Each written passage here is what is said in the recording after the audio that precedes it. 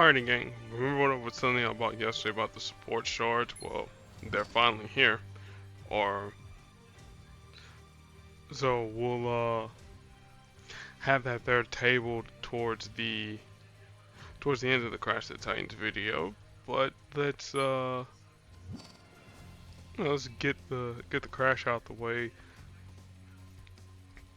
real quick as we're inundated with a lot of bundles and CP and all that good stuff there. No, no, no. I don't care if it's a one-time offer. Alright. Crash the Titans with Venom against his son Carnage. Carnage is a red, black, and green user. Carnage is red. Costs 7 symbiote sights. It will deal damage. Well, it's a team damage move, but deals more damage to the person who's out in front. And if Carnage happens to have 10 red AP when he fires off the move, instead of it doing team damage to, well, everybody, it just does it to the enemy team. Then his black ability is a passive called Alien Instincts, and what it will do at the start of each turn, it'll create attack tiles on the board. Strong attack tiles for Carnage, weak attack tiles for us, and this will continue on until Carnage has at least 10 attack tiles on the board. So at level 3 it'll be 2 attack tiles on the board. At level 5 it'll be 3 attack tiles. And then finally, Carnage Rules. This is his green ability that costs 8, and it will destroy, I think it's 14 tiles on the board. Let me double check and see at level 4, because I always forget. Because I know level 5 it's a much bigger board shake. Because I know he should be championed max. There he is. So yeah, okay, so it's 12 tiles, dealing damage for each special tile destroyed, and that's Carnage pretty much in a nutshell. Affiliations for those that care: Villains, Sinister Six, Spider-Verse, Symbiotes. No, I don't want to spend $30 on that there. I got better things to spend $30 on. Now we got Venom, as I alluded to in yesterday's video. Eddie is a green, black, and yellow user. So his green ability, Symbiotic Fury, costs 13. It deals damage to the target, then destroys a random tile for each enemy special tile on the board. Obviously doesn't generate AP. And then if there happen to be enemy strike, attack, and projectiles on the board, this power becomes cheaper to a minimum of 7 AP. So you can already see some of our strategy going to boot there. Give and Take is the passive that we were talking about yesterday. Enemy projectile strength is reduced by 50%. Then we deal more damage anytime we make matches, and then enemy red, blue, and purple matches deal 25% more damage to Venom. Then at higher levels, projectiles are reduced to 1. You deal more match damage, and then you get less damage dealt to you.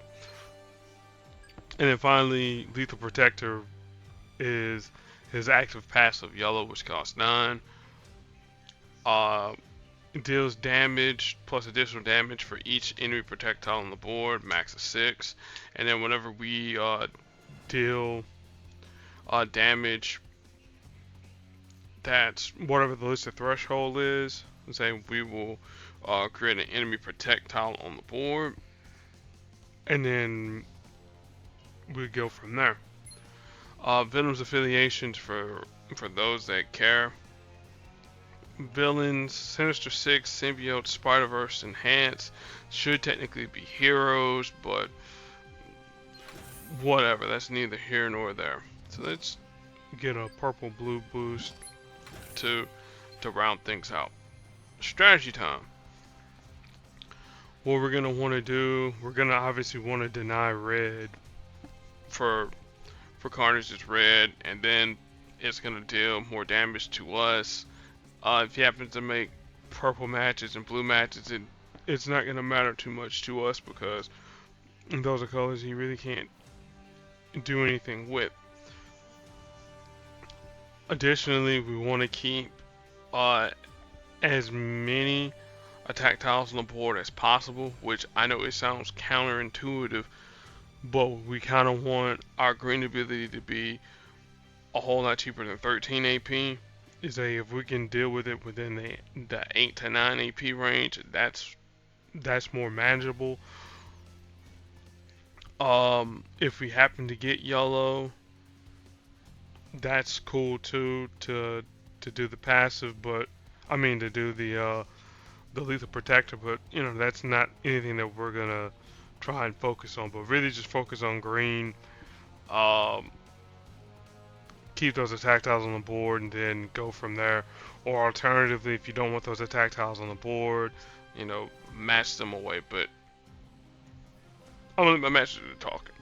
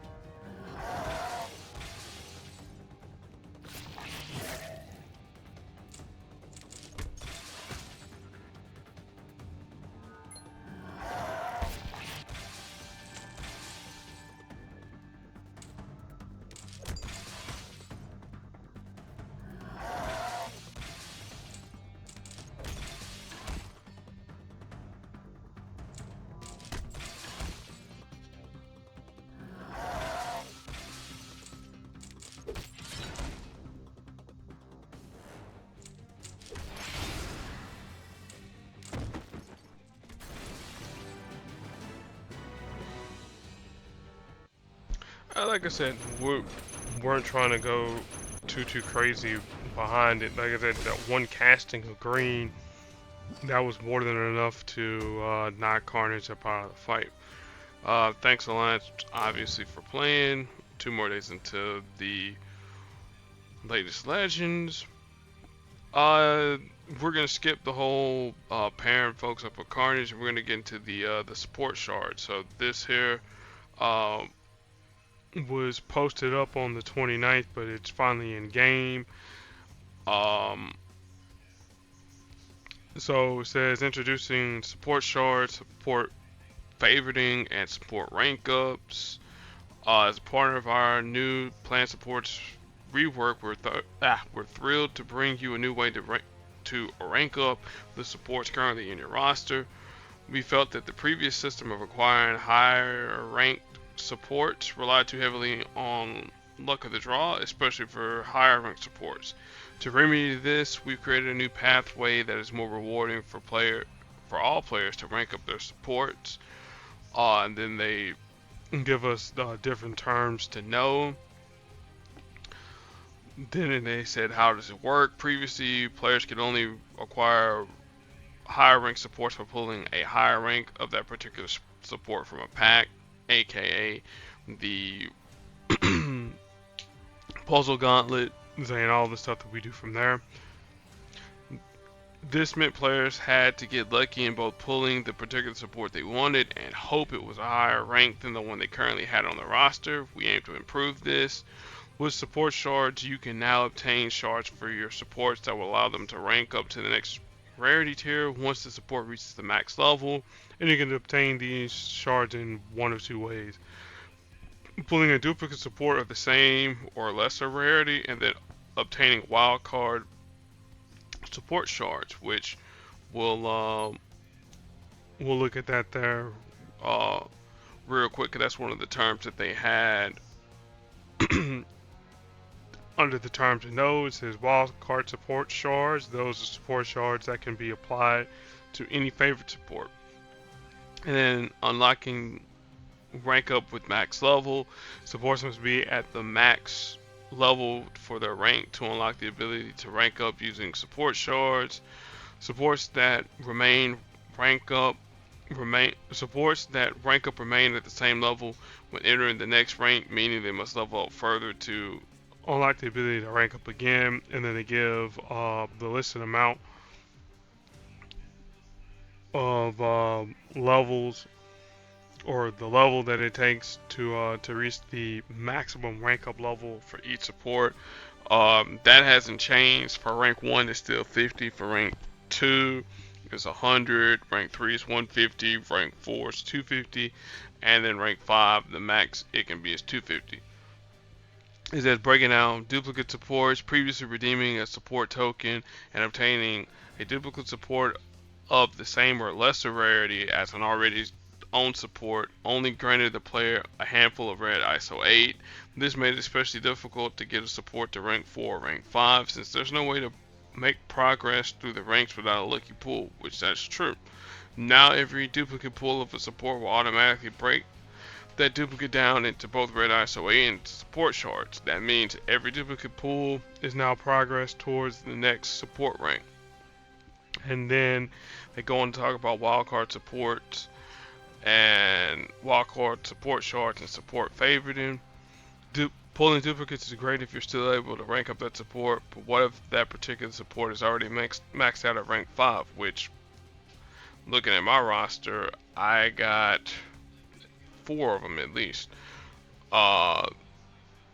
3 were actually pulls from the puzzle gauntlet, and then 1 I think was from what oh my goodness, I was about to call Broken Circle D3 Go, but what Broken Circle gave for us completing that event that they had us to do.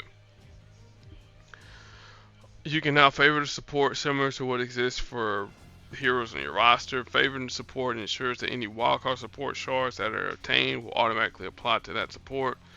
Wildcard support shards are automatically granted whenever you pull a duplicate of any support that is already ranked 5, which again, I got plenty of those. And then they talk about how many shards it takes to rank up a support to the next tier. So for rank 1 it takes 100 shards to unlock the next rank. For rank 2 is 400, for rank 3 is 900, rank 4 is 1600, and then for rank 5 is 28,000. And then they have a note that said for rank 5, players obviously can't rank up to rank 6 since that doesn't exist. This value is set this way to grant a player 1400 wildcard support shards if they pull a duplicate rank 5 support, as rare as that might be, which is enough support shards to take a rank 1 support to rank 4. And then they show the support shards and how that works. They're pretty much similar to how it is with the supports, which again we'll go into detail on mine. So how many shards are earned for duplicate supports? For any pulls for a support that can still progress to a higher rank, the player will be granted amount of support specific shards equal to 1/10 of that duplicate shards to next level from the chart above. So if you pull a rank 1 support shard and you already have another rank 1 or higher vintage support, then the duplicate rank 1 support will be automatically broken down into 10 support shards and red ISO 8. And then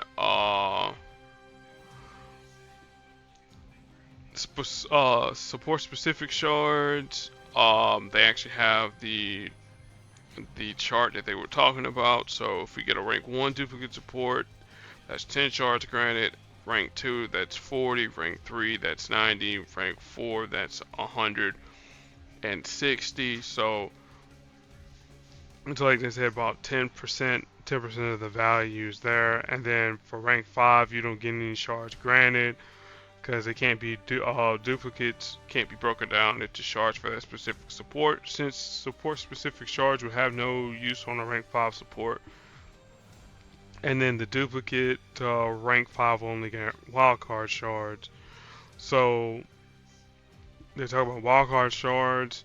So for duplicates for any supports that are already rank 5 and the maximum value, the duplicate will be broken down into wildcard support shards instead of support specific shards. And then we got the chart here. For a rank 1, you only get 5 wildcard shards. Rank 2, 20. Rank 3, 45.